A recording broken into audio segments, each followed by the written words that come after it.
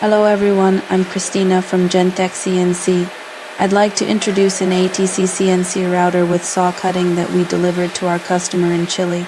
The machine size is 1,300-2,500 millimeters, equipped with 350 millimeters and 600 millimeters saw blades. It is mainly used for cutting OSB, foam, MDF, particle board, plywood, solid wood panels, composite materials, and insulation boards.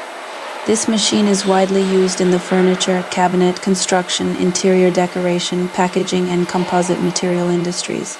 By combining ATC routing and saw cutting in one machine, it can perform both profiling and thick panel cutting efficiently. One machine can replace two separate machines, helping manufacturers save space, reduce labor costs, and increase productivity.